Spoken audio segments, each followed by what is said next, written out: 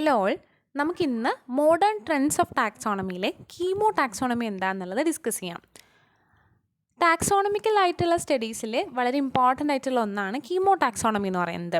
ഇപ്പോൾ നമ്മളൊരു നേച്ചർ എടുത്ത് നോക്കുമ്പോൾ പ്രകൃതിയിൽ ഇഷ്ടം പോലെ ലിവിങ് കമ്പോണൻസ് ഉണ്ട്.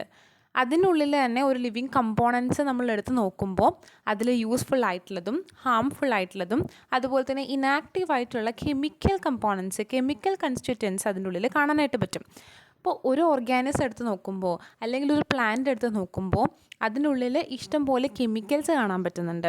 ഇപ്പോൾ നമ്മൾ കീമോ ടാക്സോണമി കൊണ്ട് ഉദ്ദേശിക്കുന്നത് classification based on the chemical constituents, chemical കമ്പോണൻസിൻ്റെ ബേസിസിൽ നമ്മളതിനെ ക്ലാസിഫൈ ചെയ്യുമ്പോഴാണ് അതിനെ കീമോ ടാക്സോണമി എന്ന് വിളിക്കുന്നത്. ബയോളജിക്കൽ ക്ലാസിഫിക്കേഷനിലെ വളരെ ഇമ്പോർട്ടൻ്റ് ആയിട്ടുള്ളൊരു മെത്തേഡാണ് കീമോ ടാക്സോണമി എന്ന് പറയുന്നത്. അപ്പോൾ ഇവിടെ നമ്മൾ ചെയ്യുന്നത് എന്താണെന്ന് വെച്ചിട്ടുണ്ടെങ്കിൽ ഒരു ഓർഗാനിസം എടുക്കുന്നു. ഓർഗാനിസത്തിനുള്ളിൽ ഇഷ്ടംപോലെ ബയോമോളിക്യൂൾസ് ഉണ്ടായിരിക്കും. കാർബോഹൈഡ്രേറ്റ്, പ്രോട്ടീൻസ്, ലിപ്പിഡ്സ് എന്ന പോലെയുള്ള ഡിഫറെൻ്റ് ആയിട്ടുള്ള ബയോമോളിക്യൂൾസ് നമുക്കിവിടെ കാണാൻ പറ്റും. ഇവരെയൊക്കെ നമ്മൾ എന്ത് ചെയ്യുന്നു? കമ്പയർ ആൻഡ് കോൺട്രാസ്റ്റ് ചെയ്യുന്നു.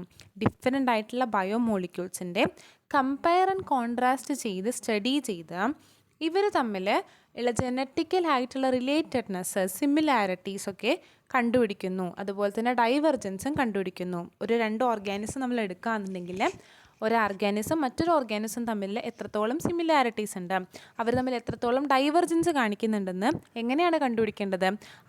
അവരുടെ ഉള്ളിലുള്ള ബയോമോളിക്യൂൾസിനെ കമ്പയർ ചെയ്തുകൊണ്ടും ആണ് കണ്ടുപിടിക്കുന്നത്. ആ ഒരു രീതിയാണ് കീമോ ടാക്സോണമി കൊണ്ട് ഉദ്ദേശിക്കുന്നത്. അപ്പോൾ ഇവിടെ ബയോമോളിക്യൂൾസിൻ്റെ സ്റ്റഡി ആയതുകൊണ്ട് തന്നെ, ബയോകെമിക്കൽ ആയിട്ടുള്ള സ്റ്റഡി ആയതുകൊണ്ട് തന്നെ നമുക്ക് ഈ ഒരു കീമോ ടാക്സോണമീനെ ബയോകെമിക്കൽ ടാക്സോണമി എന്നും കൂടി വിളിക്കാൻ പറ്റും. ബയോകെമിക്കൽ ടാക്സോണമി എന്നുള്ളൊരു ഡിഫറെൻ്റ് ആയിട്ടുള്ളൊരു പേരിട്ട് നമുക്ക് കീമോ ടാക്സോണമീനെ വിളിക്കാനായിട്ട് പറ്റും. ജോൺ ഗ്രിഫിത്ത് വാഗൻ എന്ന് പറഞ്ഞിട്ടുള്ളൊരു സയൻറ്റിസ്റ്റാണ് ഇതിൻ്റെ ഒരു പൈനിയറായിട്ട് കീമോ ടാക്സോണമി എന്നുള്ള ഒരു ടാക്സോണമിക്കലായിട്ടുള്ള മോഡേൺ ട്രെൻഡ്സ് കൊണ്ടുവന്നിട്ടുള്ളത് ജോൺ ഗ്രിഫിത്ത് വാഗൻ എന്ന് പറഞ്ഞിട്ടുള്ളൊരു സയൻറ്റിസ്റ്റാണ്. ഈ കീമോ ടാക്സോണമി ഡിഫറെൻ്റ് ആയിട്ടുള്ള ഓർഗാനിസത്തിൽ ഡിഫറെൻ്റ് ആയിട്ടുള്ള കെമിക്കൽസ് ഉണ്ടെന്ന് പറഞ്ഞാലും ഏറ്റവും കൂടുതലായിട്ട് യൂസ് ചെയ്യുന്നത് കെമിക്കൽസിൻ്റെ അനാലിസിസ് വഴി ക്ലാസിഫിക്കേഷൻ നടത്തുന്ന ഒരു സിസ്റ്റം കൂടുതലായിട്ട് യൂസ് ചെയ്യുന്നത് ബോട്ടണിയിൽ അല്ലെങ്കിൽ പ്ലാന്റ് ടാക്സോണമിയിലാണ്. പ്ലാന്റ്സിന് ഡിഫറെൻ്റ് ആയിട്ട് നമ്മളതിനെ ക്ലാസിഫൈ ചെയ്യാൻ വേണ്ടിയിട്ടാണ് കീമോ ടാക്സോണമി കൂടുതലായിട്ട് യൂസ് ചെയ്യുന്നത്. അപ്പം അവിടെ നമ്മൾ പ്രോട്ടീൻ എന്ന് പറയുന്നത് എന്താണ്? ഒരു ജീനിൻ്റെ പ്രൊഡക്റ്റാണ്, ജീൻ പ്രൊഡക്റ്റാണ് പ്രോട്ടീൻ എന്ന് പറയുന്നത്. ഒരു ജീനിൻ്റെ എക്സ്പ്രഷൻ എന്ന് പറയുന്നത് പ്രോട്ടീനാണ്. അപ്പോൾ ഒരു ജീനിനെ പറ്റി പഠിക്കാനായിട്ട് നമുക്ക് ആ പ്രോട്ടീനെ പറ്റി പഠിച്ചാൽ മതി. പ്രോട്ടീൻ എന്ന് പറയുന്നത് ഒരു കെമിക്കൽ തന്നെയാണ്, ഉള്ളിലുള്ള ബയോമോളിക്യൂളാണ്. അപ്പോൾ ഒരു ജീനിന് എന്തെങ്കിലും സവിശേഷതകളുണ്ടോ? ഒരു ജീൻ എങ്ങനെയാണ് വേറൊരു ജീനായിട്ട് റിലേറ്റ് ചെയ്തിട്ടുള്ളത്? ഒരേ ഓർഗാനിസത്തിലെ ജീനുകൾ തമ്മിലുള്ള സിമിലാരിറ്റീസ് എന്താണ്? ജനറ്റിക് റിലേറ്റഡ്നെസ് പഠിക്കാനായിട്ട് കുറച്ചുകൂടി നല്ലത് പ്രോട്ടീൻസിനെ പറ്റി പഠിക്കുക എന്നുള്ളതാണ്. കാരണം വേറെ ഫീച്ചേഴ്സ്, അനാട്ടമിക്കലായിട്ടുള്ള വേറെ ഫീച്ചേഴ്സൊക്കെ എന്തെങ്കിലും കാരണങ്ങൾ കൊണ്ട് മാറ്റങ്ങളൊക്കെ വരും. നാച്ചുറൽ സെലക്ഷൻ കാരണമൊക്കെ മാറ്റം വരാനായിട്ടുള്ള ചാൻസ് ഉണ്ട്. പക്ഷേ ഈ ഒരു ജനറ്റിക്കലായിട്ടുള്ള ചേഞ്ചസ് വളരെ പതുക്കെയാണ് നടക്കുള്ളൂ. നാച്ചുറൽ സെലക്ഷനൊന്നും അതിനെ എഫക്റ്റ് ചെയ്യുന്നില്ല. അപ്പം അതുകൊണ്ട് തന്നെ നമ്മൾ പ്രോട്ടീൻസിനെ പറ്റി പഠിച്ചു കഴിഞ്ഞാൽ നമുക്ക് എന്ത് ചെയ്യാൻ പറ്റും? അതുവഴി ജനറ്റിക്കലായിട്ടുള്ള റിലേഷൻഷിപ്പ് ഒരു ഓർഗാനിസം വേറെ ഓർഗാനിസത്തുമായിട്ട് എങ്ങനെയാണ് ജനറ്റിക്കലി റിലേറ്റ് ചെയ്തതെന്ന് കണ്ടുപിടിക്കാനായിട്ട് പറ്റും. അപ്പോൾ ബയോളജിക്കൽ ക്ലാസിഫിക്കേഷനിൽ പ്രോട്ടീൻസിനും ഒരു നല്ല പങ്കുണ്ടെന്നുള്ളതാണ് പറയുന്നത്. ഇനി കെമിക്കലായിട്ടുള്ള എവിഡൻസ് പ്ലാന്റ് ടാക്സോണമിയിൽ നമ്മൾ ഒരുപാട് യൂസ് ചെയ്യുന്നുണ്ട്. അങ്ങനെ പ്ലാന്റുകൾ തമ്മിലുള്ള എവല്യൂഷണറി റിലേഷൻഷിപ്പും അവർ തമ്മിൽ എങ്ങനെയാണ് റിലേറ്റ് ചെയ്തിട്ടുള്ളതെന്നൊക്കെ പഠിക്കാനായിട്ട് പറ്റും. അപ്പോൾ പ്ലാന്റ്സിൻ്റെ ഉള്ളിൽ കാണുന്ന ബയോകെമിക്കലായിട്ടുള്ള സബ്സ്റ്റൻസുകൾ ഏതൊക്കെയാണ്? പ്ലാന്റ്സിൽ കാണുന്ന കെമിക്കൽസാണ് alkaloids, flavonoids, carotenoids, polysaccharide, terpenoids, fatty acids, amino acid, aromatic compound എന്നൊക്കെ പറയുന്നത്. ഇങ്ങനെ ഡിഫറെൻ്റ് ആയിട്ടുള്ള കോമ്പൗണ്ട്സ്, ബയോകെമിക്കലായിട്ടുള്ള നേച്ചറുള്ള സബ്സ്റ്റൻസ് പ്ലാന്റ്സിൽ കാണാൻ പറ്റും. അതിൻ്റെയൊക്കെ ബേസിസിൽ നമുക്ക് പ്ലാന്റ്സിന് എന്ത് ചെയ്യാൻ പറ്റും? ക്ലാസിഫൈ ചെയ്യാൻ പറ്റും. പ്ലാന്റ്സിനെ ഓരോ ഡിഫറെൻറ്റ് ഗ്രൂപ്പുകളാക്കി മാറ്റാനായിട്ട് പറ്റും. ഓക്കെ, അപ്പോൾ ഏറ്റവും കൂടുതൽ കീമോ ടാക്സോണമി ഉപയോഗിക്കുന്നത് പ്ലാന്റ്സിലാണ് അല്ലെങ്കിൽ പ്ലാന്റ് ടാക്സോണമിയിൽ അല്ലെങ്കിൽ ബോട്ടണിയിലാണ്. പ്ലാന്റ്സിനെ നമ്മൾ കെമിക്കൽ നേച്ചർ വെച്ച് ക്ലാസിഫൈ ചെയ്യുമ്പോൾ ആദ്യം മനസ്സിലാക്കേണ്ടത് പ്ലാന്റ്സിൽ തന്നെ ഡിഫറെൻറ്റ് ടൈപ്പ് ഓഫ് മെറ്റബോളൈറ്റ്സ് കാണാൻ പറ്റും. പ്രൈമറി മെറ്റബോളൈറ്റ്സും സെക്കൻഡറി മെറ്റബോളൈറ്റ്സും ടാക്സോണമിയിൽ നമ്മൾ സ്റ്റഡി ചെയ്യുന്ന അല്ലെങ്കിൽ ക്ലാസിഫൈ ചെയ്യാൻ ഉപയോഗിക്കുന്ന 2 ടൈപ്പ് ഓഫ് മെറ്റബോളൈറ്റ്സ് ആണ് പ്രൈമറി മെറ്റബോളൈറ്റ്സും സെക്കൻഡറി മെറ്റബോളൈറ്റ്സ് എന്ന് പറയുന്നത്. ഒരു പ്ലാന്റിൻ്റെ പ്രൈമറി മെറ്റബോളൈറ്റ്സ് എന്ന് പറഞ്ഞാൽ എന്താണ്? ആ ഒരു പ്ലാന്റിൻ്റെ ഗ്രോത്തിനും ഡെവലപ്മെൻറ്റിനും ആവശ്യമായിട്ടുള്ള എസെൻഷ്യൽ ആയിട്ടുള്ള സബ്സ്റ്റൻസിനെയാണ് നമ്മൾ പ്രൈമറി മെറ്റബോളൈറ്റ്സ് എന്ന് വിളിക്കുന്നത്. ഫണ്ടമെൻ്റലായിട്ട് ഒരു പ്ലാന്റിന് വളരണം, അതുപോലെ തന്നെ ഗ്രോത്ത് കൃത്യമായിട്ട് നടക്കണം, അവരുടെ ഉള്ളിലുള്ള റിയാക്ഷൻസ് കൃത്യമായി നടക്കണം. മെറ്റബോളിക്കലായിട്ടുള്ള പാത്വേസ്, ഫോട്ടോസിന്തസിസ് പ്ലാന്റ്സിൽ നടക്കുന്ന ഒരു പാത്വേ ആണ്. അപ്പോൾ അതൊക്കെ കൃത്യമായിട്ട് ഫോട്ടോസിന്തസിസിന് ആവശ്യമായിട്ടുള്ള സബ്സ്റ്റൻസൊക്കെ എന്താണ്? പ്രൈമറി മെറ്റബോളൈറ്റ്സ് ആണ്. ഗ്രോത്തിന് ആവശ്യമായിട്ടുള്ള സബ്സ്റ്റൻസൊക്കെ പ്രൈമറി മെറ്റബോളൈറ്റ്സ് ആണ്. അപ്പം അങ്ങനെയുള്ളതിനെയാണ് നമ്മൾ പ്രൈമറി മെറ്റബോളൈറ്റ്സ് എന്ന് വിളിക്കുന്നത്. Compound that are involve in the fundamental metabolical pathways. ഇവർ പ്ലാന്റിൻ്റെ ഗ്രോത്തിനും ഡെവലപ്മെൻറ്റിനും വേണ്ടി ഉപയോഗിക്കുന്നു. കൂടുതലായിട്ടും കീമോടാക്സോണമിയിൽ പ്രൈമറി മെറ്റബോളൈറ്റ്സ് അല്ല, സെക്കൻഡറി മെറ്റബോളൈറ്റ്സ് ആണ് നമ്മൾ ക്ലാസിഫിക്കേഷൻ ഉപയോഗിക്കുന്നത്. എന്നാൽ പോലും ചില രീതികളിൽ നമ്മൾ കീമോടാക്സോണമിയിൽ പ്രൈമറി മെറ്റബോളൈറ്റ്സിൻ്റെ ക്വാണ്ടിറ്റി വെച്ചിട്ട് നമ്മളതിനെ ക്ലാസിഫൈ ചെയ്യാറുണ്ട്. ഇപ്പോൾ കാർബോഹൈഡ്രേറ്റ് എന്ന് പറയുന്ന ഒരു പ്രൈമറി മെറ്റബോളൈറ്റ് ആണ്. ഒരു എക്സാമ്പിൾ ഇവിടെ കൊടുത്തിട്ടുണ്ട്. കീമോടാക്സോണമിക്കയിൽ നമ്മൾ ഇവരുടെ ക്വാണ്ടിറ്റി വെച്ച് എങ്ങനെയാണ് നമ്മൾ ക്ലാസിഫൈ ചെയ്യുന്നതെന്ന്. പ്രൈമറി മെറ്റബോളൈറ്റ്സിലെ ഒരു എക്സാമ്പിളാണ് കാർബോഹൈഡ്രേറ്റ് ആയിട്ടുള്ള സെഡോഹെപ്റ്റുലോസ് എന്ന് പറഞ്ഞിട്ടുള്ളത് ഒരു കാർബോഹൈഡ്രേറ്റ്, ഒരു ഷുഗർ കാർബോഹൈഡ്രേറ്റ് ആണ് സെഡോഹെപ്റ്റുലോസ് എന്ന് പറയുന്നത്. ഈ സെഡോഹെപ്റ്റുലോസ് എന്ന് പറഞ്ഞിട്ടുള്ള കാർബോഹൈഡ്രേറ്റ് ഏറ്റവും കൂടുതൽ കാണുന്നത്, ലാർജ് ക്വാണ്ടിറ്റിയിൽ കാണുന്നത് സെഡം എന്ന് പറഞ്ഞിട്ടുള്ള ജീനസിൽ വരുന്ന പ്ലാന്റ്സിലാണ്. കുറേ പ്ലാന്റ്സ് സെഡം ജീനസിൽ വരുന്ന പ്ലാന്റ്സിലാണ് സെഡോഹെപ്റ്റുലോസ് കൂടുതലായിട്ട് കാണാൻ പറ്റുക. അപ്പോൾ നമ്മളൊരു ഗ്രൂപ്പ് ഓഫ് പ്ലാന്റ്സിനെ സെലക്ട് ചെയ്തു, അതിൽ സെഡോഹെപ്റ്റുലോസിൻ്റെ അക്യുമുലേഷൻ കൂടുതലുള്ളത് ഏതിലാണെന്ന് നോക്കിക്കഴിഞ്ഞ് കഴിഞ്ഞാൽ അങ്ങനെയുള്ള സ്പീഷീസുകൾ എന്തായിരിക്കും? ജീനസ് സെഡത്തിൽ വരുന്നതിലായിരിക്കും. കാരണം സെഡോഹെപ്റ്റുലോസ് ഏറ്റവും കൂടുതൽ ലാർജ് ക്വാണ്ടിറ്റിയിൽ കാണുന്നത് ജീനസ് സെഡത്തിൽ വരുന്നതാണ്. അങ്ങനെ നമുക്ക് ക്ലാസിഫൈ ചെയ്യാൻ പറ്റും. കുറേ ഓർഗാനിസത്തിന് നിന്ന് നമുക്ക് സെഡം എന്ന് പറഞ്ഞിട്ടുള്ള ജീനസിൽ വരുന്നത് ഏതൊക്കെയാണെന്ന് ക്ലാസിഫൈ ചെയ്യാനായിട്ട് എന്ത് പറ്റും? ഈ ഒരു സെഡോഹെപ്റ്റുലോസിൻ്റെ ക്വാണ്ടിറ്റി വെച്ച് പറ്റും. അപ്പോൾ പ്രൈമറി മെറ്റബോളൈറ്റ്സും നമുക്ക് കീമോടാക്സോണമിക്ക് ഹെൽപ്ഫുള്ളാണ്, ക്ലാസിഫൈ ചെയ്യാനായിട്ട് നമുക്ക് ഉപയോഗിക്കുന്നുണ്ട്. പക്ഷേ നമ്മൾ ഏറ്റവും കൂടുതലായിട്ട് ഉപയോഗിക്കുന്നത് ക്ലാസിഫിക്കേഷൻ അല്ലെങ്കിൽ പ്ലാന്റ് ടാക്സോണമിയിൽ കൂടുതലായിട്ട് ഉപയോഗിക്കുന്നത് സെക്കൻഡറി മെറ്റബോളൈറ്റ്സ് ആണ്. പ്രൈമറി മെറ്റബോളൈറ്റ്സ് നമ്മൾ പറഞ്ഞു, metabolites that are help for the growth and development of പ്ലാന്റിൻ്റെ ഗ്രോത്തിനും ഡെവലപ്മെൻറ്റിനും ഹെൽപ്പ് ചെയ്യുന്നത് പ്രൈമറി മെറ്റബോളൈറ്റ്സ് എന്ന് പറഞ്ഞു. എന്നാൽ സെക്കൻഡറി മെറ്റബോളൈറ്റ്സ് എന്ന് പറയുന്നത് നോൺ എസെൻഷ്യൽ ഫങ്ഷൻസ്, പ്ലാന്റിന് അത്ര അത്യാവശ്യമായിട്ടുള്ള ഗ്രോത്തും ഡെവലപ്മെൻറ്റും ഒന്നും അല്ലാതെ നോൺ എസെൻഷ്യൽ ആയിട്ടുള്ള കുറച്ച് കാര്യങ്ങൾ ചെയ്യുന്ന സബ്സ്റ്റൻസിനെയാണ് നമ്മൾ സെക്കൻഡറി മെറ്റബോളൈറ്റ്സ് എന്ന് വിളിക്കുന്നത്. ഫോർ എക്സാമ്പിൾ, ഇപ്പോൾ ഒരു പ്ലാന്റ് നിൽക്കുന്നു, ആ പ്ലാന്റിനെ വേറൊരു പ്രഡേറ്റർ അറ്റാക്ക് ചെയ്യാണ്. ഇപ്പോൾ ഒരു പ്ലാന്റിൽ നിന്ന് ഇപ്പോൾ ഒരു പ്ലാന്റിൻ്റെ ഇലകൾ കഴിക്കാൻ വരുന്ന ഒരു ഓർഗാനിസം അവരുടെ പ്രഡേറ്ററാണ്. അതുപോലെ തന്നെ പാത്തോജൻസ് ഉണ്ട്, പ്ലാന്റിനെ അറ്റാക്ക് ചെയ്ത് പ്ലാന്റിന് അസുഖങ്ങളൊക്കെ വരുത്താനായിട്ട് കാരണമാവുന്ന പാത്തോജൻസ് ഉണ്ട്. അപ്പോൾ ഈ ഒരു പാത്തോജൻസിനെയും പ്രഡേറ്ററിനെയൊക്കെ ഡിഫെൻഡ് ചെയ്യാൻ, അവരോട് പ്രതികരിക്കാൻ വേണ്ടി, അവരിൽ നിന്നൊരു പ്രൊട്ടക്ഷൻ കിട്ടാൻ വേണ്ടി ചില സബ്സ്റ്റൻസ് പ്ലാന്റ് തന്നെ പ്രൊഡ്യൂസ് ചെയ്യും. അതിനെയാണ് നമ്മൾ സെക്കൻഡറി മെറ്റബോളൈറ്റ്സ് എന്ന് വിളിക്കുന്നത്. ഇപ്പോൾ ഒരു എക്സാമ്പിൾ പറയുകയാണെന്നുണ്ടെങ്കിൽ സെക്കൻഡറി മെറ്റബോളൈറ്റ്സിൻ്റെ നമ്മൾ തക്കന വേപ്പിൻ്റെ ഇല. അതെന്തുകൊണ്ടാണ് വേപ്പിൻ്റെ ഇല? വേപ്പ് എന്ന് പറയുന്ന ഒരു മരത്തിന് ആ ഒരു ഇലയ്ക്ക് ഒരു കൈപ്പരസം കൊടുക്കുന്നത് അതിൻ്റെ ഉള്ളിലുള്ള സെക്കൻഡറി മെറ്റബോളൈറ്റ്സ് ആണ്. അപ്പം അതുകൊണ്ട് തന്നെ ആ ഒരു ഇലേനെ അധികം അറ്റാക്ക് വരില്ല. വേറൊരു പ്രഡേറ്റർ ആ ഒരു ഇല കഴിക്കുമ്പോൾ കൈപ്പരസം ഉള്ളത് കൊണ്ട് കൂടുതൽ എന്ത് ചെയ്യില്ല, വീണ്ടും ആ ഒരു പ്ലാന്റിനെ വീണ്ടും അറ്റാക്ക് ഉണ്ടാവില്ല. അപ്പം അങ്ങനെ ഇവരെ പ്രൊട്ടക്റ്റ് ചെയ്യാൻ പറ്റും. അങ്ങനെയുള്ള കുറേ കെമിക്കൽസ് ഓരോ പ്ലാന്റ്സിലും കാണാൻ പറ്റും. അപ്പം അതിനെയാണ് നമ്മൾ എന്ത് വിളിക്കുന്നത്? സെക്കൻഡറി മെറ്റബോളൈറ്റ്സ് എന്ന് വിളിക്കുന്നത്. ഈ സെക്കൻഡറി മെറ്റബോളൈറ്റ്സിന് പ്രത്യേകത എന്ന് പറയുന്നത് അവർ കുറച്ചുകൂടി എന്താണ്, റെസ്ട്രിക്റ്റഡ് ആയിട്ടുള്ള ഒക്കറൻസ് ആണ്. എന്ന് വെച്ചിട്ടുണ്ടെങ്കിൽ എന്താണ്, ഒരു പ്ലാന്റ്സിൽ ഒരു ഗ്രൂപ്പ് ഓഫ് പ്ലാന്റ്സിൽ ഒരു സെക്കൻഡറി മെറ്റബോളൈറ്റ്സ് ആണ് കാണാൻ പറ്റുക, അല്ലെങ്കിൽ ഒരു സ്പീഷീസിൽ ഒരു ടൈപ്പ് ഓഫ് സെക്കൻഡറി മെറ്റബോളൈറ്റ്സ് ആണ് കാണാൻ പറ്റുക. അപ്പം അതുകൊണ്ട് തന്നെ നമുക്ക് ആ ഒരു സെക്കൻഡറി മെറ്റബോളൈറ്റ്സ് ഉണ്ട് എന്നുണ്ടെങ്കിൽ നമുക്കതിനെ ക്ലാസിഫൈ ചെയ്യാനായിട്ട് എളുപ്പമായിരിക്കും. അപ്പം അങ്ങനെയാണ് സെക്കൻഡറി മെറ്റബോളൈറ്റ്സ് കീമോടാക്സോണമിയിൽ ഉപയോഗിക്കുന്നത്. അപ്പം നമ്മൾ നേരത്തെ പറഞ്ഞിട്ടുള്ള ആൽക്കലോയിഡ്സ്, വോളറ്റൈലായിട്ടുള്ള oils, glycosides, flavonoids, plant phenols ഒക്കെ എന്തിൽ വരുന്നതാണ്? സെക്കൻഡറി മെറ്റബോളൈറ്റ്സിൻ്റെ ഒരു അണ്ടറിൽ വരുന്ന സബ് ക്ലാസിഫിക്കേഷൻസ് ആണ് ഇവരൊക്കെ. ഇപ്പോൾ കെമിക്കൽ സ്ട്രക്ചറും ഈ ഒരു സെക്കൻഡറി മെറ്റബോളൈറ്റ്സ് എന്ന് പറയുന്നത് എന്താണ്, കെമിക്കലാണ്. അവരുടെ കെമിക്കൽ സ്ട്രക്ചറും അതുപോലെ തന്നെ സെക്കൻഡറി മെറ്റബോളൈറ്റ്സിൻ്റെ ബയോസിന്തറ്റിക് പാത്വേ എന്ന് ഉദ്ദേശിക്കുന്നത് സെക്കൻഡറി മെറ്റബോളൈറ്റ്സ് എങ്ങനെയാണ് പ്രൊഡ്യൂസ് ചെയ്യുന്നത്, അതൊക്കെ വളരെ സ്പെസിഫിക് ആണ്. ഒരു പ്ലാന്റിൽ ഉള്ള കെമിക്കൽ സ്ട്രക്ചറും അവരുടെ ബയോസിന്തറ്റിക് പാത്വേയും ആയിരിക്കില്ല വേറൊരു പ്ലാന്റിൽ കാണുന്നത്. അപ്പോൾ അത് സ്പെസിഫിക് ആയിട്ടൊരു ജീനസിൽ അല്ലെങ്കിൽ ഒരു സ്പീഷ്യസിൽ അങ്ങനെ നമുക്ക് ഒരു സ്ട്രക്ചർ വേസും ബയോസിന്തറ്റിക് പാത്വേസും കാണാൻ പറ്റും. അതുകൊണ്ട് തന്നെ നമുക്ക് ഇത് ക്ലാസിഫിക്കേഷനിൽ കുറച്ചുകൂടി യൂസായിട്ട് ഉപയോഗിക്കാനായിട്ട് പറ്റും. ഇനി നമുക്ക് ഓരോ സെക്കൻഡറി മെറ്റബോളൈറ്റ്സ് എങ്ങനെയാണ് കീമോ ടാക്സോണമിയിൽ അപ്ലൈ ചെയ്യുന്നതെന്നുള്ളത് നോക്കാം. ഇപ്പോൾ സെക്കൻഡറി മെറ്റബോളൈറ്റ്സിൽ വരുന്ന ഒന്നാണ് ഗ്ലൈക്കോസൈഡ്സ് എന്ന് പറയുന്നത്. സെക്കൻഡറി മെറ്റബോളൈറ്റ്സിൽ വരുന്ന ഗ്ലൈക്കോസൈഡ്സ് എന്ന് പറയുന്നത് ഒരു കെമിക്കൽ കോമ്പൗണ്ടാണ്. ഇവരുടെ പ്രത്യേകത എന്ന് വെച്ചിട്ടുണ്ടെങ്കിൽ 1 or more sugar R combined with non sugar molecule through glycosidic linkage. ഒന്നോ അതിലധികമോ ഷുഗർ മോളിക്യൂൾസ്, ഇങ്ങനെയുള്ള ഇതൊരു ഷുഗർ മോളിക്യൂളാണ്. ഈ ഷുഗർ മോളിക്യൂള് നോൺ ഷുഗർ ആയിട്ടുള്ളൊരു മോളിക്യൂളായിട്ട് ഇൻട്രാക്ഷൻ നടക്കുന്നു. എങ്ങനെയാണ് ആ ഇൻട്രാക്ഷൻ വരുന്നത്, ഗ്ലൈക്കോസിഡിക് ആയിട്ടുള്ള ലിങ്കേജ് വെച്ച്. അപ്പോൾ ഇതൊരു ഷുഗറാണ്, ഇതൊരു നോൺ ഷുഗറാണ്. ഇവർ തമ്മിൽ എന്തുണ്ട്, ഓ ഗ്ലൈക്കോസിഡിക് ലിങ്കേജ് നമുക്കിവിടെ കാണാനായിട്ട് പറ്റും. ഇതൊരു ഓ ഗ്ലൈക്കോസിഡിക് ലിങ്കേജ് ആണ്. അപ്പോൾ ഇതിനെയാണ് ഗ്ലൈക്കോസൈഡ്സ് എന്ന് വിളിക്കുന്നത്.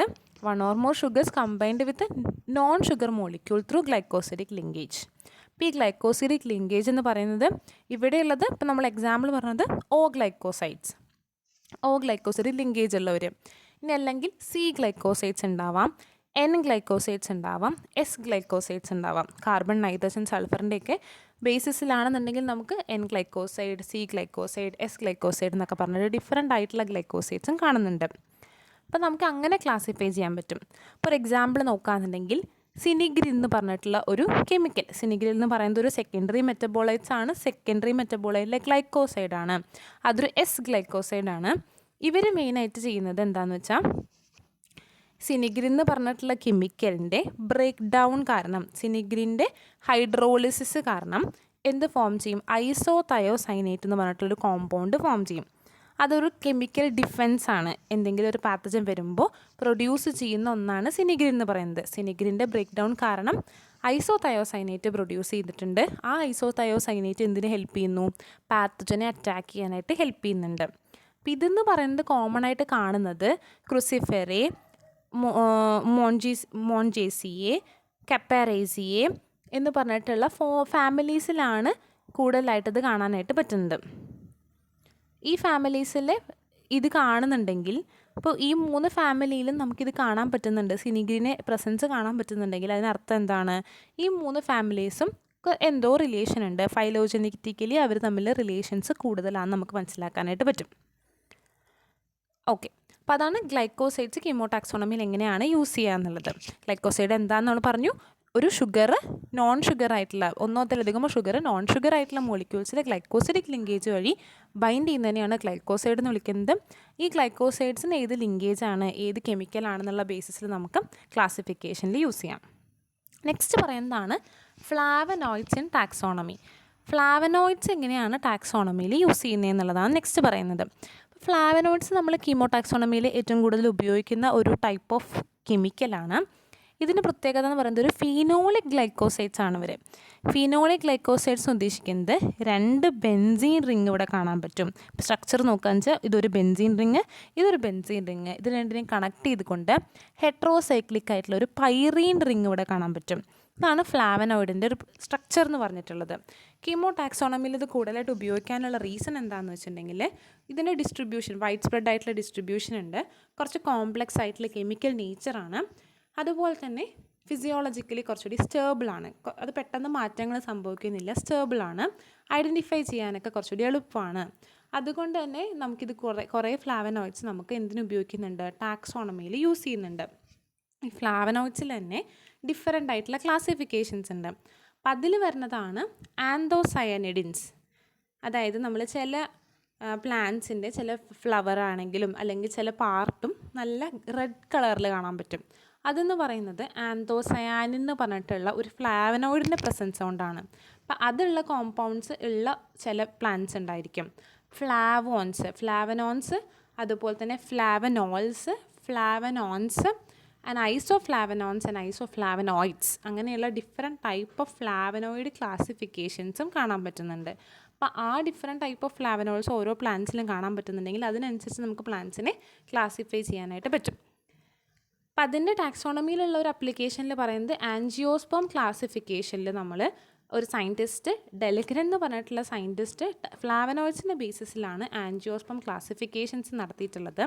അതുപോലെ തന്നെ ലീഫ് ഫ്ലാവനോയിഡ്സ് ലില്ലേസിയെ, ജനേസിയെ, സിപ്രേസിയെ, ഗ്രാമിനെ എന്നൊക്കെ പറഞ്ഞിട്ടുള്ള ഫാമിലിയിലെ ലീഫ് ഫ്ലാവനോയിഡ്സിൻ്റെ അനാലിസിസ് നടത്തിയപ്പോൾ നമുക്ക് മനസ്സിലാക്കാൻ കഴിഞ്ഞത് ലിലേസിയൽ ആങ്സിസ്റ്റേഴ്സ് ആണ് ഇവരൊക്കെ.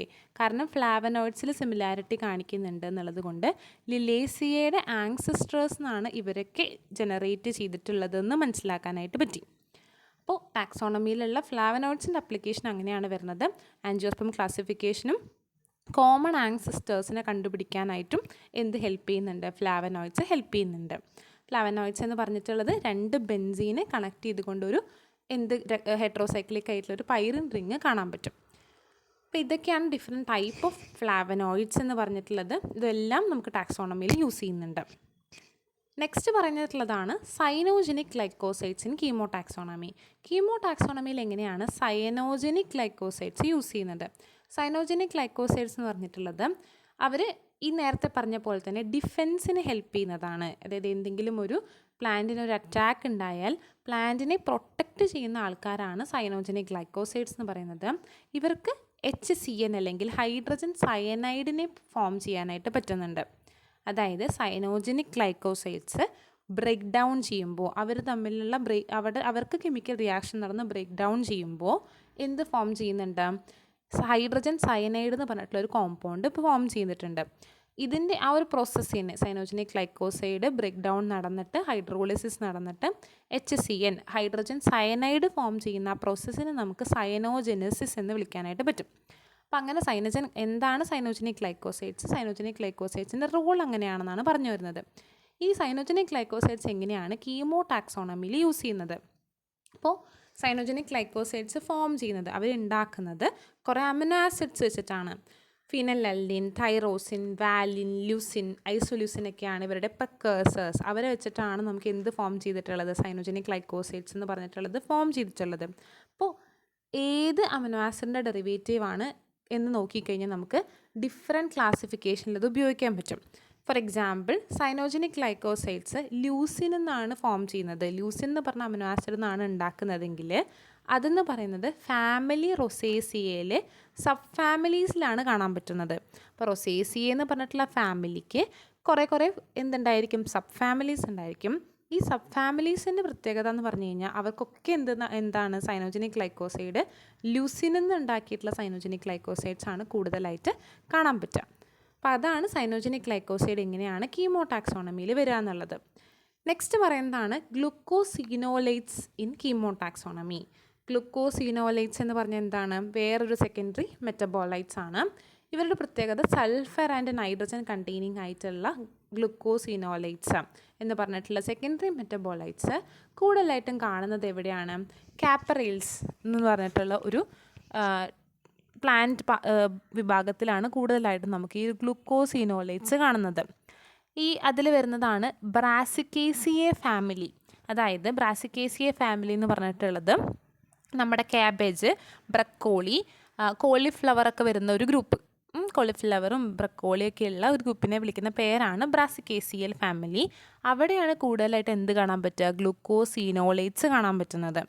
ഈ ഗ്ലൂക്കോസിനോലേറ്റ്സിൻ്റെ ആൽക്കൈൽ കമ്പോണൻറ്റ്, അതായത് അവരുടെ കെമിക്കൽ നേച്ചർ ഡിഫറെൻ്റ് ആയിരിക്കും ഡിഫറെൻ്റ് ആയിട്ടുള്ള ബ്രാസിക്ക സ്പീഷ്യസിൽ. അതായത് ക്യാബേജിൽ, കോളിഫ്ലവറിലും ബ്രക്കോളിയിലൊക്കെ നോക്കിക്കഴിഞ്ഞാൽ അവരിൽ ഓരോന്നിലും എന്താണ്? ഗ്ലൂക്കോസിനോലേറ്റ്സ് സ്ട്രക്ചറലി ഡിഫറെൻ്റ് ആയിരിക്കും. അങ്ങനെ നമുക്ക് എന്ത് ചെയ്യാൻ പറ്റും? ഡിഫറൻഷിയേറ്റ് ചെയ്യാൻ പറ്റും. ഓരോന്നിനെയും ക്ലാസിഫിക്കേഷനിൽ നമുക്കങ്ങനെ കൊടുക്കാനായിട്ട് പറ്റും. അപ്പോൾ അതാണ് ഗ്ലൂക്കോസിനോലേറ്റ്സ് എങ്ങനെയാണ് കീമോടാക്സോണമിയിൽ യൂസ് ചെയ്യുന്നത്. നെക്സ്റ്റ് പറയുന്നത് ആൽക്കലോയിഡ്സ്. എങ്ങനെയാണ് ആൽക്കലോയിഡ്സ് കീമോടാക്സോണമിയിൽ യൂസ് ചെയ്യുന്നത്? ഇപ്പോൾ നമ്മൾ സെക്കൻഡറി മെറ്റബോളൈറ്റ്സിൽ ഗ്ലൈക്കോസൈഡ്സിനെ പറ്റി പറഞ്ഞു, ഫ്ലാവനോയിഡ്സ് എങ്ങനെയാണെന്ന് പറഞ്ഞു, ഗ്ലൂക്കോസിനോലേറ്റ്സ്. നെക്സ്റ്റ് വരുന്നതാണ് ആൽക്കലോയിഡ്സ്. ആൽക്കലോയിഡ്സിൻ്റെ പ്രത്യേകത ഹെട്രോസൈക്ലിക് ആയിട്ടുള്ള നൈട്രജൻ കണ്ടെയ്നിങ് ബേസിക് കമ്പൗണ്ട്സ് ആണ്. നൈട്രജൻ എന്ന് പറയുന്നത് ഹെറ്ററോസൈക്ലിക് സ്ട്രക്ചറിലാണ് എവിടെ ഉണ്ടാവുക, ആൽക്കലോയിഡ്സിൽ ഉണ്ടാവുന്നത്. ഇവർ ചില കേസുകളിൽ മാത്രമാണ് നോൺ ഹെറ്ററോസൈക്ലിക് ആയിട്ടുള്ളത്. അതായത് സ്ട്രക്ചറിലുള്ള പ്രത്യേകതയാണ്, ചിലതിൽ മാത്രമേ നോൺ ഹെറ്ററോസൈക്ലിക് ഉള്ളത്. കോമൺ ആയിട്ട് ആൽക്കലോയിഡ്സ് എല്ലാം ഹെറ്ററോസൈക്ലിക് നൈട്രജൻ കണ്ടെയ്നിങ് ആയിട്ടുള്ള കോമ്പൗണ്ട്സ് ആണ്. ഈ ആൽക്കലോയിഡ്സിൻ്റെ പ്രത്യേകത എന്ന് വെച്ചിട്ടുണ്ടെങ്കിൽ, ഇപ്പോൾ ഒരു പ്ലാന്റ് ഒരു ആൽക്കലോയിഡിനെ പ്രൊഡ്യൂസ് ചെയ്തു എന്ന് വിചാരിക്കാം. ഈ ആൽക്കലോയിഡ് ഇപ്പോൾ ഒരു പ്ലാന്റിനെ കഴിക്കാൻ വരുന്ന ഒരു ഇൻസെക്റ്റ്, ഈ ഒരു ആൽക്കലോയിഡ് ആ ഇൻസെക്റ്റിൻ്റെ വയറ്റിലെത്തിക്കഴിഞ്ഞാൽ, ഇൻസെക്റ്റ് അത് കഴിച്ചു കഴിഞ്ഞ് കഴിഞ്ഞാൽ എന്ത് ചെയ്യുകയെന്ന് വെച്ചിട്ടുണ്ടെങ്കിൽ ആ ഇൻസെക്റ്റിൻ്റെ സെൻട്രൽ നെർവസ് സിസ്റ്റത്തിനെയാണ് അത് എഫക്റ്റ് ചെയ്യുക. അതായത് ബ്രെയിനിൻ്റെ കൺട്രോൾ വരെ പോകുന്നുള്ളതാണ് ഇതിൻ്റെ ഒരു പ്രത്യേകത. അപ്പം അതുകൊണ്ട് തന്നെ നമുക്ക് നമ്മുടെ സെൻട്രൽ നെർവസ് സിസ്റ്റത്തിനെ കൺട്രോൾ ചെയ്യാനായിട്ട് എന്തുപയോഗിക്കാം, ഇതുപോലുള്ള ആൽക്കലോയിഡ്സിനെ യൂസ് ചെയ്യാറുണ്ട്. മെഡിക്കൽ, കെമിക്കൽ, അതുപോലെ തന്നെ പോയിസണസ് പ്രോപ്പർട്ടീസ് ഇവർ കാണിക്കുന്നുണ്ട്, മെഡിസിനൽ പ്രോപ്പർട്ടീസും ഇവർ കാണിക്കുന്നുണ്ട്. അതായത് ചില പ്ലാന്റ്സ് ചില ടൈപ്പ് ഓഫ് ആൽക്കലോയിഡ്സിനെ പ്രൊഡ്യൂസ് ചെയ്യും. ആ ആൽക്കലോയിഡ്സ് നമുക്ക് എന്തായിട്ട് ഉപയോഗിക്കാം, ഡ്രഗുകളിലൊക്കെ ഉപയോഗിക്കാനായിട്ട് പറ്റും. അപ്പം നമ്മൾ ഈ ഒരു ആൽക്കലോയിഡ്സിൻ്റെ ബേസിസിൽ ക്ലാസിഫിക്കേഷൻ നടത്തി കഴിഞ്ഞ് കഴിഞ്ഞാൽ ചില പ്ലാന്റ് സ്പീഷീസ് ഈ ഒരു ആൽക്കലോയിഡ് പ്രൊഡ്യൂസ് ചെയ്യുന്നത് നമുക്ക് എന്തുപയോഗിക്കാം, നമ്മുടെ യൂസിന് വേണ്ടിയിട്ട് ഡ്രഗുകൾ ഉണ്ടാക്കാനൊക്കെ ആയിട്ട് മെഡിസിനൽ പർപ്പസിന് ഉപയോഗിക്കാം. വേറെ ആളുകൾ ഇത് ചെയ്യുന്നത് എന്താണെന്ന് വെച്ചാൽ കഞ്ചാവ് പോലെയുള്ള ഡ്രഗുകൾ സ്വന്തമായിട്ട് അങ്ങനെയുള്ള ഡ്രഗുകൾ ഉപയോഗിച്ച് കഴിഞ്ഞാൽ അത് വേറെ രീതിയിലും ബാധിക്കും. ഇപ്പോൾ ഒരു എക്സാമ്പിൾ നമ്മളിവിടെ പറഞ്ഞിട്ടുള്ളത് എന്താണ്, പെപ്പവറേസിയെ ആൻഡ് ക്രയോഫേൽസ്, അവിടെയൊക്കെ കാണുന്ന ഒരു പ്രത്യേകതരം ആൽക്കലോയിഡ്സ് ടാക്സോണമിക് സ്റ്റഡീസിന് ഉപയോഗിക്കാറുണ്ട്. ഇപ്പോൾ പെപ്പാവർ സൊമിനിഫെറം എന്ന് പറഞ്ഞിട്ടുള്ളൊരു സ്പീഷ്യസ്, പെപ്പാവർ സൊമിനിഫെറം എന്ന് പറയുന്നത് ഇപ്പോൾ ഈ ഒരു ചെടി, നമ്മുടെ പെപ്പാവർ സെമിനിഫെറം എന്ന് പറയുന്നത് ഇതാണ്, ഈ ഒരു ഫ്ലവറാണ് കൊടുത്തിട്ടുള്ളത്. പെപ്പാവർ സൊമിനിഫെറം എന്ന് പറയുന്നത് ഒരു എന്താ പറയുക, പോപ്പി ചെടി എന്നൊക്കെ പറയില്ലേ, പോപ്പി ചെടികളാണ് പെപ്പാവർ സൊമിനിഫെറം എന്ന് ഉദ്ദേശിക്കുന്നത്. ഈ പോപ്പി ചെടിയുടെ പ്രത്യേകത എന്ന് വെച്ചിട്ടുണ്ടെങ്കിൽ അത് ഒരു കറുപ്പ് എന്നൊക്കെ പറയുന്ന ഒരു എന്താ പറയുക മെഡിസിനൽ പ്രോപ്പർട്ടി ഉള്ള ഒരു ചെടിയാണ്. അപ്പം അത് പ്രത്യേകിച്ചെന്ന് പറയുമ്പോൾ അവിടെ മോർഫിൻ എന്ന് പറഞ്ഞിട്ടുള്ളൊരു ആൽക്കലോയിഡ് അവിടെ കാണാൻ പറ്റും. ഈ കഞ്ചാവിലൊക്കെയുള്ള ഒരു സംഭവമാണ് പെപ്പാവർ സൊമിനിഫെറം എന്ന് ഉദ്ദേശിക്കുന്നത്. പെപ്പാവർ സൊമിനിഫെറത്തിൻ്റെ എക്സ്ട്രാക്റ്റുകൾ എടുത്തിട്ടാണ് മോർഫിൻ ഉണ്ടാക്കുന്നത്. നമുക്ക് ചില അനസ്തേഷ്യ പോലുള്ള ഡ്രഗുകളിലൊക്കെ നമുക്കത് ഉപയോഗിക്കാറുണ്ട്. അതുപോലെ തന്നെ കഞ്ചാവ് പോലുള്ള സബ്സ്റ്റൻസുകളിലും ഇങ്ങനെയുള്ള പോപ്പിച്ചെടി എന്നുള്ള ഒരു സംഭവം എടുക്കാറുണ്ട്. കറുപ്പ് എന്നാണ് നമ്മളതിനെ മലയാളത്തിൽ പറയുന്നത്. നെക്സ്റ്റ് പറയുന്നതാണ് സ്ട്രൈക്കനോസ് എന്ന് പറഞ്ഞിട്ടുള്ളത് എന്താണ്, കാഞ്ഞിരത്തിനെയാണ് സ്ട്രൈക്കനോസ് എന്ന് ഉദ്ദേശിക്കുന്നത്. സ്ട്രൈക്കിൻ എന്ന് പറഞ്ഞിട്ടുള്ള സബ്സ്റ്റൻസ് സ്ട്രൈക്കനോസിൽ കാണാൻ പറ്റും. കാഞ്ഞിരം പോലുള്ള ചെടികളിൽ കാണുന്നതാണ് ഈ ഒരു ഫ്ലവറിൽ, അതുപോലെ തന്നെ ഇങ്ങനെയുള്ള ഫ്രൂട്ട്സിൽ കാണുന്നതാണ് സ്ട്രൈക്കനോസ് എന്ന് പറയുന്നത്. അപ്പോൾ അതും എന്തിനുപയോഗിക്കാറുണ്ട്, ഒരു പെർട്ടിക്കുലർ ആയിട്ടുള്ള സബ്സ്റ്റൻസ് ആണ്. അതുകൊണ്ട് തന്നെ സ്ട്രൈക്കിനിൻ എന്ന് പറഞ്ഞിട്ടുള്ള കോമ്പൗണ്ട് കാണുന്നത് സ്ട്രൈക്കനോസിലായിരിക്കും. അവരെ അങ്ങനെ നമുക്ക് ക്ലാസിഫൈ ചെയ്യാം. മോർഫിൻ കാണുന്നത് പെപ്പാവറേസിയ ഫാമിലിയിൽ പെപ്പാവർ സൊമിനിഫെറത്തിലാണ്, നമുക്ക് അങ്ങനെ ക്ലാസിഫൈ ചെയ്യാം. അതുകൊണ്ട് ആൽക്കലോയിഡ്സും കീമോടാക്സോണമിയിൽ നമുക്ക് യൂസ് ചെയ്യാൻ പറ്റും. ഇനിയാണ് ടെർപ്പനോയിഡ്സ് എങ്ങനെയാണ് നമുക്ക് ടാക്സോണമിയിൽ ഉപയോഗിക്കാൻ പറ്റുന്നത്. ഇപ്പോൾ ടെർപ്പിൻസ് എന്ന് പറഞ്ഞാൽ എന്താണ്, വേറൊരു സെക്കൻഡറി മെറ്റബോളൈറ്റ്സ് ആണ്. സിട്രസ് പ്ലാന്റിൽ ജിംനോസ്പേം എന്ന് പറഞ്ഞാൽ എന്താണ്, പൈൻ ചെടികൾ പോലത്തെ. സിട്രസ് പ്ലാന്റ് എന്ന് പറഞ്ഞാൽ നാരകം പോലുള്ള ചെടികൾ, മിൻറ്റ് പോലുള്ള ചെടികളിലേക്കാണ് നമുക്ക് എന്ത് കാണാൻ പറ്റുക, ടെർപ്പിനോയിഡ്സ് കാണാൻ പറ്റുന്നത്. മിൻറ്റിന് ഒരു പ്രത്യേക മണമുണ്ട്, അതുപോലെ തന്നെ സിട്രസിന് ഒരു പ്രത്യേക മണമുണ്ട്, നാരകത്തിന്. അതൊക്കെ കൊടുക്കുന്നത് ഈ ടെർപ്പിനോയിഡ്സ് ആണ്. അപ്പം അതിൻ്റെ ബേസിസിൽ ടെർപ്പിനോയിഡ് പാറ്റേൺസ് കാണിക്കുന്നുണ്ടോ എന്നൊക്കെ ബേസിസിൽ നമുക്ക് എന്ത് ചെയ്യാൻ പറ്റും, അവരെ ക്ലാസിഫൈ ചെയ്യാനായിട്ട് പറ്റുന്നുണ്ട്. അതുപോലെ തന്നെ കോമ്പോസിറ്റെ, അതുപോലെ തന്നെ ജെനിസിറ്റെ ഓഫ് ഫെബേസിയയിലുള്ള 2 ഗ്രൂപ്പുകളാണിത്. അവരിലൊക്കെ പെറ്റൽ കെരാറ്റിനോയിഡിൽ തന്നെ കെരോട്ടിനോയിഡ്സിൽ തന്നെ ഒരു പെറ്റൽ കെരോട്ടിനോയിഡ്സ് കാണുമ്പോൾ, പെറ്റൽസിൽ തന്നെയുള്ള കെരോട്ടിനോയിഡ്സിൻ്റെ പ്രത്യേകതകൾ കാരണം എന്ത് ചെയ്യാൻ പറ്റുന്നുണ്ട്, ആ ടെർപ്പിനോയിഡ്സ് ഗ്രൂപ്പ് പ്രൊമിനൻ്റ് ആയിട്ട് ഈ ഒരു ഗ്രൂപ്പിൽ കാണാൻ പറ്റുന്നു എന്ന് നമുക്ക് ക്ലാസിഫൈ ചെയ്യാൻ പറ്റും. അങ്ങനെ ഫെബേസിയയിൽ കെരോട്ടിനോയിഡ്സ് ഉണ്ടോ എന്നുള്ളതിൻ്റെ ബേസിസിൽ നമുക്ക് ക്ലാസിഫിക്കേഷൻ നടത്താനായിട്ട് പറ്റും. ഇത്രയും കാര്യങ്ങൾ സെക്കൻഡറി മെറ്റബോളൈറ്റ്സ്. അത് കൂടാതെ അവർക്ക് എന്തുണ്ട്, ലിപ്പിഡ്സും വാക്സുകളൊക്കെ ഉണ്ട്. ലിപ്പിഡ്സ് എന്ന് പറഞ്ഞാൽ എന്താണ് ശരിക്കും, ഫാറ്റി ആസിഡും ഗ്ലിസറോളും കൂടി ചേർന്നിട്ടാണ് മെയിനായിട്ട് ലിപ്പിഡ്സ് ഫോം ചെയ്തിട്ടുള്ളത്. ഇപ്പോൾ ഗ്ലിസറോളും ഇങ്ങനെയുള്ള ഫാറ്റി ആസിഡും കൂടി ചേർന്ന് എന്ത് ഫോം ചെയ്യും, ട്രൈഗ്ലിസറൈഡ്സ് അല്ലെങ്കിൽ ഫാറ്റി ആസിഡ്സ് കൂടി ചേർന്നിട്ടുള്ള ലിപ്പിഡ്സ് ഫോം ചെയ്യും. ഈ ലിപ്പിഡ്സിൽ കാർബൺ, ഹൈഡ്രജൻ, ഓക്സിജൻ ഒക്കെയാണ് മെയിനായിട്ട് കാണാൻ പറ്റുക. അല്ലെങ്കിൽ ലോങ് ചെയിൻ ആയിട്ടുള്ള ആൽക്കഹോള്, ലോങ് ചെയിൻ ആയിട്ടുള്ള ഫാറ്റി ആസിഡ്സ് ഒക്കെ വാക്സുകളിലും കാണാനായിട്ട് പറ്റും. അപ്പോൾ ഇതിൻ്റെ പ്രത്യേകത എന്ന് പറയുന്നത് ചില ഫ്രീ ആൽക്കഹോൾസ് അല്ലെങ്കിൽ ഫ്രീ ഫാറ്റി ആസിഡ്സും ആൽഡിഹൈഡ് കീറ്റോൺ ഗ്രൂപ്പുകളൊക്കെ നമുക്കിവിടെ കാണാൻ പറ്റും. അപ്പോൾ ഇതിൻ്റെയൊക്കെ ബേസിസിൽ നമുക്ക് ക്ലാസിഫിക്കേഷൻ നടത്താൻ പറ്റും. ഒരു എക്സാമ്പിൾ പറയുന്നത് മാൽവേസിയ ഫാമിലിയിൽ മാൽവാലിക് ആസിഡ് എന്ന് പറഞ്ഞിട്ടുള്ള ഒരു ആസിഡ് മാൽവേസിയ ഫാമിലിയിൽ കാണുമ്പോൾ നമുക്ക് അത് ക്ലാസിഫിക്കേഷനിൽ ഉപയോഗിക്കാം. ഇങ്ങനെ ഒരു ആസിഡ് ഉണ്ടെങ്കിൽ ഈ ഫാമിലിയിലായിരിക്കും. അതുപോലെ തന്നെ കാപ്രിക് ആസിഡ് മെയിനായിട്ട് കാണുന്നത് ലൊറേസിയ ഫാമിലിയിലായിരിക്കും. അങ്ങനെയാണെന്നുണ്ടെങ്കിൽ നമുക്ക് അതിനെ ക്ലാസിഫിക്കേഷനിൽ ഉപയോഗിക്കാം. അപ്പം അങ്ങനെ ക്ലാസിഫിക്കേഷൻ സിസ്റ്റത്തിൽ നമുക്ക് ലിപ്പിഡ്സ് ആൻഡ് വാക്സുകൾ പോലുള്ള കെമിക്കൽസും യൂസ് ചെയ്യുന്നുണ്ട്. അതും കീമോടാക്സോണമിയുടെ അണ്ടറിൽ തന്നെയാണ് മെയിനായിട്ട് വരുന്നത്. ഇത്രയാണ് എന്ത് പറയുന്നത് ഡിഫറെൻറ്റ് ക്ലാസിഫിക്കേഷൻസ് പറയുന്നത് കീമോടാക്സോണമിയുടെ. നമ്മൾ ഫസ്റ്റ് കീമോടാക്സോണമിയിൽ എന്താണ് പ്രൈമറി മെറ്റബോളൈറ്റ്സും സെക്കൻഡറി മെറ്റബോളൈറ്റ്സ് എന്ന് പറഞ്ഞു. സെക്കൻഡറി മെറ്റബോളൈറ്റ്സ് എന്ന് പറയുന്നത് ഡിഫെൻസിന് വേണ്ടി ഉപയോഗിക്കുന്ന non essential function of the പ്ലാന്റിന് വേണ്ടി പ്രൊട്ടക്ഷൻ കൊടുക്കാൻ വേണ്ടിയിട്ടുള്ള സബ്സ്റ്റൻസ് ആണ്. അതിലെ ഗ്ലൈക്കോസൈഡ്സ് എങ്ങനെയാണ് കീമോടാക്സോണമിയിൽ യൂസ് ചെയ്യുന്നതെന്ന് നമ്മൾ പഠിച്ചു. ഫ്ലാവനോയിഡ്സ്, അതുപോലെ തന്നെ സൈനോജനിക് ഗ്ലൈക്കോസൈഡ്സ് എങ്ങനെയാണ് ചെയ്യുന്നത്, ഗ്ലൂക്കോസിനോലൈറ്റ്സ്, ആൽക്കലോയിഡ്സ്, ടെർപ്പിനോയിഡ്സും എങ്ങനെയാണെന്ന് പഠിച്ചു. നെക്സ്റ്റ് നമ്മൾ ലിപ്പിഡ് ആൻഡ് വാക്സസ് എങ്ങനെയാണ് കീമോടാക്സോണമിയിൽ അപ്ലൈ ചെയ്യുന്നതെന്നുള്ളതും പഠിച്ചു. ഇനി കീമോടാക്സോണമിയിൽ ഉപയോഗിക്കുന്ന ടെക്നിക്കുകൾ എന്ന് പറയുന്നത് ഈ ഓരോ ടെക്നിക്കുകളും ഡീറ്റെയിൽ ആയിട്ട് എന്താണെന്നുള്ളത് നിങ്ങൾ പിന്നെ പഠിക്കും. ഇപ്പോൾ തൽക്കാലം എന്ത് ചെയ്യുന്നത് പേര് പഠിച്ചു വയ്ക്കാം. Paper chromatography, capillary column, gas liquid chromatography, high performance liquid chromatography, mass spectrometry, NMR nuclear magnetic resonance, NMR ഒക്കെ ഡിഫറെൻറ്റ് ടെക്നിക്കുകളാണ്. ഇത് ഉപയോഗിച്ച് നമുക്ക് എന്ത് ചെയ്യാൻ പറ്റും, പ്രോട്ടീൻസിനെ എക്സ്ട്രാക്ട് ചെയ്തെടുക്കാൻ പറ്റും. അല്ലെങ്കിൽ അവിടെയുള്ള മോളിക്യൂൾസിൻ്റെ എക്സ്ട്രാക്ട് ചെയ്തെടുത്ത് കെമിക്കൽസിനെ നമ്മൾ അനലൈസ് ചെയ്യാനായിട്ട് ഹെൽപ്പ് ചെയ്യുന്ന ടെക്നിക്കുകളാണ് ഈ ഒരു ടെക്നിക്സ് എന്ന് പറയുന്നത്. മെയിൻലി ക്രൊമറ്റോഗ്രഫി ഇതിനു വേണ്ടി ഉപയോഗിക്കുന്നുണ്ട്. അതുപോലെ തന്നെ NMR, മാസ് സ്പെക്ട്രോമെട്രി പോലുള്ള ടെക്നിക്കുകൾ നമുക്ക് ഇതിനു വേണ്ടിയിട്ട് ഉപയോഗിക്കാനായിട്ട് പറ്റും. അപ്പോൾ ഇത്രയും കാര്യങ്ങളാണ് കീമോടാക്സോണമി. അതിനെങ്ങനെയാണ് നമുക്ക് കീമോടാക്സോണമിയിലെ റീസെൻറ്റ് ടെക്നിക്കുകൾ ഏതൊക്കെയാണെന്നുള്ളത്. ഇനി ഇതിൻ്റെ ഡ്രോബാക്റ്റുകൾ എന്തൊക്കെയാണ്? കീമോടാക്സോണമി എന്ന് പറയുന്നത് കെമിക്കൽ അനാലിസിസ് ആണ്. അപ്പോൾ അതിൻ്റെ ഒരു പ്രത്യേകത എന്ന് വെച്ചിട്ടുണ്ടെങ്കിൽ ഇപ്പോൾ എക്സിസ്റ്റിംഗ് ആയിട്ടുള്ള ഓർഗാനിസത്തിന് മാത്രമാണ് നമുക്ക് കെമിക്കൽസൊക്കെ എക്സ്ട്രാക്ട് ചെയ്തെടുക്കാനായിട്ട് പറ്റുള്ളൂ. അപ്പോൾ എവല്യൂഷണറി ഹിസ്റ്ററി പഠിക്കാനായിട്ട് കുറച്ച് ബുദ്ധിമുട്ടായിരിക്കും. കാരണം പണ്ടുള്ള ഓർഗാനിസത്തിനെ പറ്റിയിട്ട് പഠിക്കാനോ അവരെ പറ്റി സ്റ്റഡി ചെയ്യാനോ കീമോടാക്സോണമി അധികം യൂസ് ചെയ്യാനായിട്ട് പറ്റില്ല. അപ്പോൾ അതുപോലെ തന്നെ ചില ഓർഗാനിസത്തിൻ്റെ ഫോസിൽ റെക്കോർഡ്സ് ഒക്കെ ഇനാഡിക്കേറ്റ് ആയിരിക്കും, അല്ലെങ്കിൽ ഫോസിൽ റെക്കോർഡ്സ് ഒട്ടും ഉണ്ടായിരിക്കില്ല.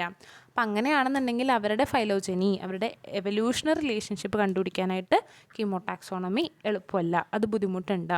അതുപോലെ തന്നെ കെമിക്കൽ ആയിട്ടുള്ള അനാലിസിസ് ആയതുകൊണ്ട് തന്നെ ഒരു ഓർഗാനിസം എന്നുള്ള വേറൊരു ഓർഗാനിസമായിട്ട് ഡിഫറെൻ്റ് ആവുന്നു എന്നുള്ളത് എപ്പോഴും നമ്മൾ ക്വാളിറ്റേറ്റീവായിട്ടാണ് കൂടുതലും നമ്മൾ കണ്ടുപിടിക്കുന്നത്. ക്വാളിറ്റേറ്റീവും ക്വാണ്ടിറ്റേറ്റീവും ആയിട്ടുള്ള ഒരു മെഷർമെൻ്റാണ് ഏതെങ്കിലും ഒരു കെമിക്കലിൻ്റെ ഡിഫറൻസിൽ, സിംഗിൾ കെമിക്കൽ കോമ്പൗണ്ടിൻ്റെ ഡിഫറൻസിൽ ഒരു ഓർഗാനിസത്തിൻ്റെ ഏതെങ്കിലും ടിഷ്യൂസിൽ ഈ ഒരു ഡിഫറൻസ് ഉണ്ടോ എന്ന് അനലൈസ് ചെയ്യുകയാണ് ചെയ്യുന്നത്. അതുകൊണ്ട് അത് എപ്പോഴും ശരിയാവണമെന്ന് നിർബന്ധമില്ല. ഇത് qualitative and quantitative differences in single chemical കോൺസ്റ്റിറ്റ്യൂവൻസിൻ്റെ ബേസിസിൽ നടക്കുന്നത് കൊണ്ട് എപ്പോഴും കറക്റ്റ് ആവണമെന്ന് നിർബന്ധമില്ല. ഇതൊക്കെയാണ് നമ്മളതിൻ്റെ ഒരു ഡ്രോബാക്റ്റ് ആയിട്ട് പറയുന്നത്. അപ്പോൾ ഇത്രയും കാര്യങ്ങളാണ് കീമോടാക്സോണമിയിൽ പറയാനായിട്ടുള്ളത്. കീമോടാക്സോണമി എന്ന് പറയുന്നത് മെയിൻലി എന്താണ്, കെമിക്കൽ ബേസിസിലുള്ള ക്ലാസിഫിക്കേഷനാണ്. പ്ലാന്റ് ടാക്സോണമിയിലാണ് കൂടുതലായിട്ട് ഇത് യൂസ് ചെയ്യുന്നത്. ബോട്ടണിയിൽ അല്ലെങ്കിൽ പ്ലാന്റിനെ ക്ലാസിഫൈ ചെയ്യാനാണ് കൂടുതൽ യൂസ് ചെയ്യുന്നത്. എന്നാൽ എനിമൽ ക്ലാസിഫിക്കേഷനിലും യൂസ് ചെയ്യുന്നുണ്ട്. നമ്മളിപ്പോൾ കൂടുതലും ഫോക്കസ് ചെയ്യുന്നത് പ്ലാന്റിൽ എങ്ങനെയാണ് യൂസ് ചെയ്യുന്നത് എന്നുള്ളതാണ്. അപ്പോൾ ഇത്രയും കാര്യങ്ങളാണ് കീമോടാക്സോണമിയിൽ നമുക്ക് നോക്കാനായിട്ടുള്ളത്. Thank you.